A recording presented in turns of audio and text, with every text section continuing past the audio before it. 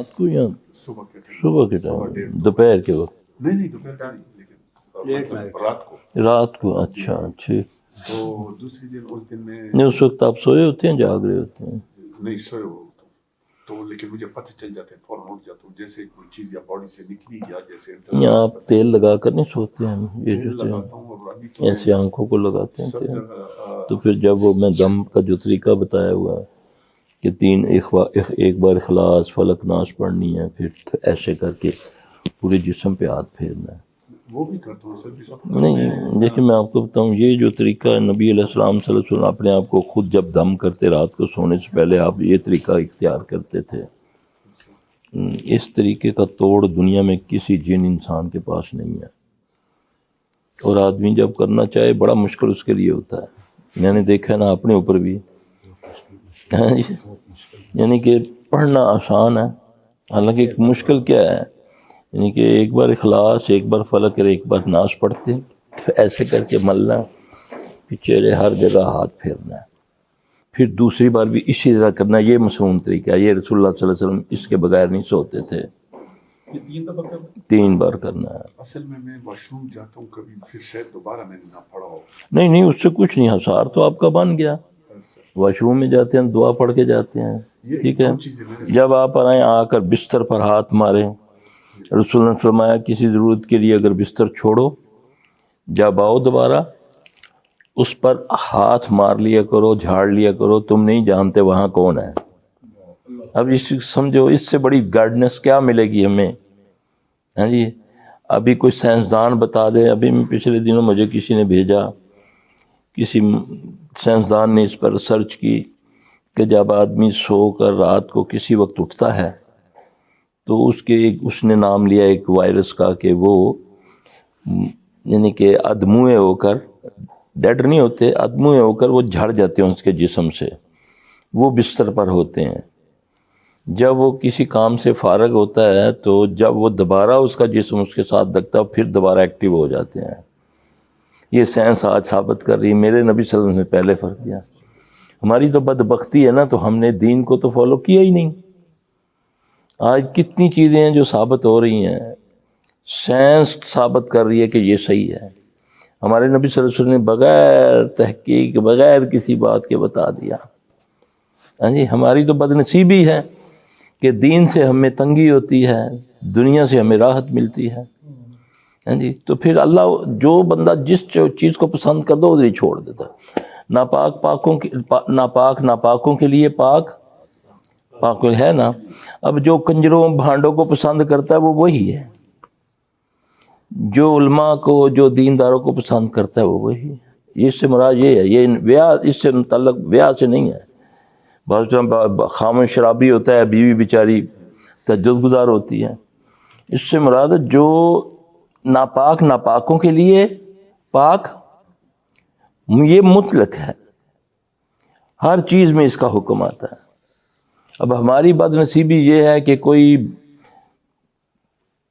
ہوتا کچھ نہیں ہے لیکن وہ عالم بن کے پگڑی بن کے ٹی وی پہ آ کے الٹی سیدھی باتیں کرتا ہے. دیکھو کیسی زبردست گل کی تھی. ہاں جی، اس کے مقابلے میں رسول اللہ علیہ وسلم کی بات کی جائے تو وہ کندھے اچک دیتا.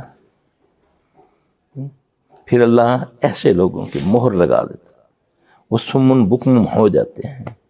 فی قلوبہم مرض فزادہم مرضا، ہوتا پھر مرض زیادہ ہو جاتے ہیں. کیونکہ جس خالق، جس مالک، جو ساری کائنات کا مالک ہے، اگر اس کی بات مجھ کو بوجھ لگتی ہے تو پھر میرا ٹھکانہ کیا ہوگا؟ ذلت ہی ہوگی. کیونکہ مالک، خالق، وہ بھی جو سب سے زیادہ اپنی شان کے مطابق پیار کرنے والا، تو وہ تمہیں غلط مشورے تو نہیں دیتا. لیکن شیطان اس کا دشمن ہے، تمہارا بھی دشمن ہے. تمہیں بھی بولا ہے اللہ نے کہ یہ عدو مبین ہے، یہ تمہارا کھلا دشمن ہے. ٹھیک ہے نا؟ تو وہ اس نے تمہیں اس چیز میں سکون دینا ہے، اس میں چارم دینا ہے جس میں اس کو فائدہ ہے.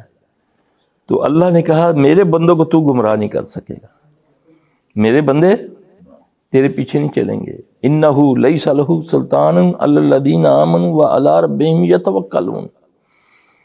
اس کا زور ان پر نہیں چلتا جو اللہ پر ایمان لاتے ہیں اور اللہ پر توکل کرتے ہیں. یہ اللہ کہہ رہا ہے, پڑھ کے دیکھ لینا, سورہ نحل ہے, اس میں اللہ نے فرمایا انما سلطانہ یتولونہ والذین هم بہ مشرکون. اس کا زور تو ان پر چلتا ہے جو اس کو دوست مانتے ہیں اور شرک کرتے ہیں. اب شرک میں نے یہ سمجھ رکھا ہے کہ خالی چادر چڑھانا, غیر اللہ کے آگے جھکنا, یہ شرک ہے. یہ میں نے اپنی مرضی سے چن لیا.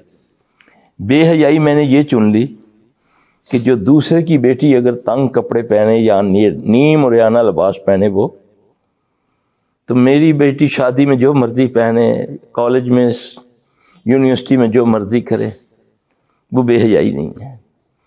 بے حیائی ہے ایک سیمپل. آنکھوں سے بھی بے حیائی ہوتی ہے, کانوں سے بھی ہوتی ہے, زبان سے بھی ہوتی ہے. اب مجھے بتاؤ, آپ گھروں میں بیٹھ کے, جب اللہ محفوظ رکھے جن کے گھروں میں یہ ٹی وی وغیرہ ہے, وہ میچ دیکھتے ہیں نا, میچ مردوں کا ہوتا ہے, ٹی وی اس کا دیکھ لیں, کرکٹ کا میچ لگا لیں, دیکھ رہے ہیں, بہنیں بھی مائیں بھی دیکھ رہی ہیں. وہ کرکٹ والا گیند کہاں رگڑتا ہے؟ یا ایتھے تھے یا ایتھے رگڑتا ہے نا. اگر آپ کو یہاں خارش ہو, ماں بہنوں میں بیٹھ کے کرو گے, وہ کدھر گئی ہے یا اس وقت جب تم بیٹھ کے دیکھ رہے ہو؟ اس کدھر گئی غیرت؟ جب ڈرامہ دیکھ رہے ہو, لڑکا لڑکی کو ایسے کر کے جب پھی ڈالتا ہے, وہ باتیں کرتا ہے بے حیائی کی, اس کو طریقہ بتاتا ہے کہ اس طرح بھاگنا ہے, اس طرح لڑکے کو پھانسنا ہے. چل رہا ہے نا میڈیا پہ. خامن ساتھ ہو تو دوسرے بندے سے کیسے اس کو فدو لگا کے اس کے ساتھ اس کو خوش کرنا ہے. یہ ڈرامے تمہاری تربیت کر رہے ہیں نا تمہارے بچوں کی, تو اس وقت غیرت کہاں جاتی ہے؟ اس وقت تمہاری آنکھوں کی, کانوں کی حیا کدھر ہے؟ اللہ تو فرماتے ہیں ان صلاۃ تنہا عن الفحشاء والمنکر. اللہ کہہ رہا ہے, اللہ بے شک نماز بے حیائی اور برے کاموں سے روکتی ہے. اب مجھے بتاؤ بے حیائی ہے کیا؟ کیا مجھے آپ دھنی کے نیچے دیکھ سکتے ہیں؟ میری حیا کیا ہے؟ محمد صلی اللہ علیہ وسلم نے کیا مقرر فرمائی؟ ناف سے اوپر, ٹخنوں سے یا گھٹنوں سے نیچے. یہ مرد کی حیا ہے. ننگے پہلوان دیکھتے ہو, کشتیاں دیکھتے ہو, کیا کیا دیکھتے ہو, نظر آتا سب کچھ. بیٹی دیکھ رہی, بہن دیکھ رہی, بیوی دیکھ رہی, نانی دیکھ رہی. پھر یہ آنکھوں کا زنا ہے یا نہیں؟ اس کے اثرات ہوتے ہیں کہ نہیں؟ ماڑا سا خامد بیٹھا ہو پاس, وہ ایڈا موٹا پلوان دیکھ کے تو شیطان دل چ پاندا ہے کہ نیولا یار دیکھنا جنا تے وے نا. آنکھیں زنا کرتی ہیں, نبی صلی اللہ علیہ وسلم نے فرمایا. یہ کیا ہے؟ 40 سال سے 50 سال سے نماز بھی پڑھ رہا ہوں, اللہ گارنٹی سے کہہ رہا ہے کہ بے شک نماز بے حیائی برے کاموں سے روکتی ہے. تو یہ بے حیائی نہیں تو اور کیا ہے؟ شادی بیاہوں میں دیکھتے ہو کیا ہوتا ہے, فلمیں بناتے ہو, بیٹیاں نچواتے ہو. شادی حالوں میں کیا ہوتا ہے؟ ایسے بیٹھا ہوتا ہے دولہا اور دلہن نمائش جیسے لگی ہوئی ہے, فلمیں بنا رہا ہے.